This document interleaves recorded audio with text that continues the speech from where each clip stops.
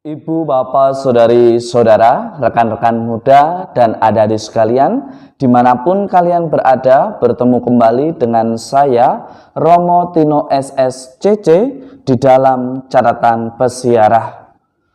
Bertobatlah dan hendaklah kita memberikan diri untuk dipulihkan, disucikan, dan juga berproses bersama dengan Tuhan di dalam perjalanan hidup kita sebagai orang beriman. Dan salah satu wujud pertobatan kita ialah kita meninggalkan perbuatan yang tidak berkenan pada Tuhan dan berusaha untuk bertutur kata dan bertindak sebagaimana yang Tuhan kehendaki di dalam persiaran hidup kita. Sebelum kita mendengarkan permenungan dari catatan pesiara, marilah kita membuat tanda kemenangan Kristus. Dalam nama Bapa dan Putera dan Roh Kudus. Amin. Allah Bapa, sumber sukacita, Engkau menghadirkan putramu yang bangkit dari alam maut.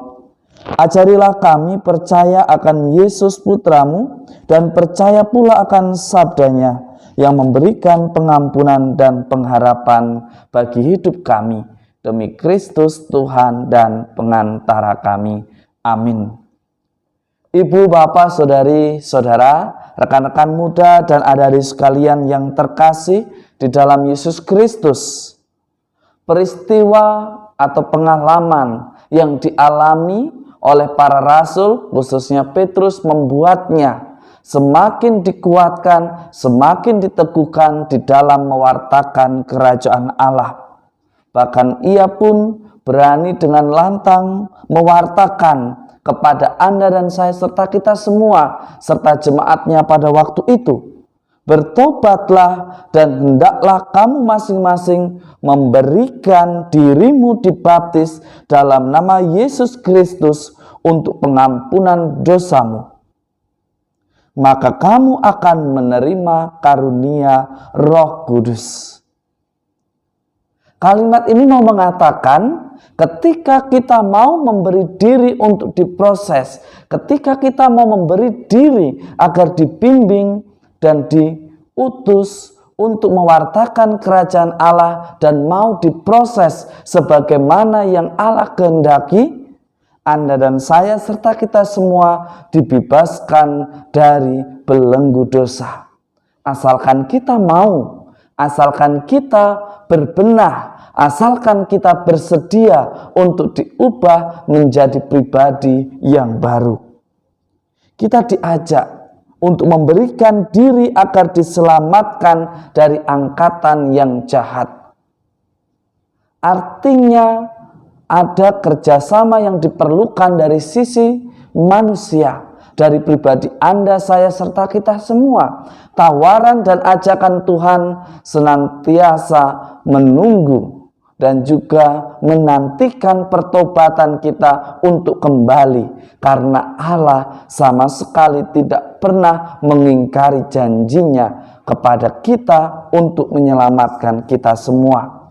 Tentu keselamatan itu bagi mereka yang mau bertobat, bagi mereka yang bersedia dibentuk, bagi mereka yang mau berproses untuk senantiasa bertekun menjadi anak-anak terang. Di dalam Injil suci Yohanes pada hari ini, kita melihat karena makam kosong, Maria Magdalena menangis, bersedih, karena kedekatannya, karena relasinya dengan Tuhan Yesus Kristus yang belum ia sadari bahwa Tuhan Yesus Kristus betul bahwa dialah Sang Mesias. Dan pergulatannya, kekecewaan, dan juga keputusasaan diubah menjadi sukacita ketika ia menerima warta bahwa Tuhan sudah bangkit.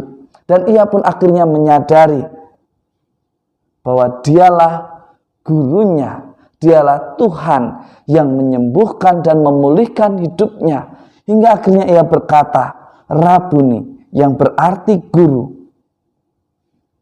Setelah ia menyadari Yesus yang adalah Tuhan, menyapa, meneguhkan, dan menguatkan, ia mengiyakan perutusan yang diterimanya untuk mewartakan sukacita kebangkitan Tuhan. Bahkan ia mengatakan kepada ke-11 rasul dan murid Yesus lainnya, dia mengatakan bahwa dia melihat Tuhan. Pengalaman perjumpaan dengan Tuhan membuat hatinya berkobar-kobar di dalam mewartakan kerajaan Allah. Kita baru saja merayakan Hari Raya Paskah. Hati kita berkobar-kobar untuk mewartakan sukacita dari pesta Paskah.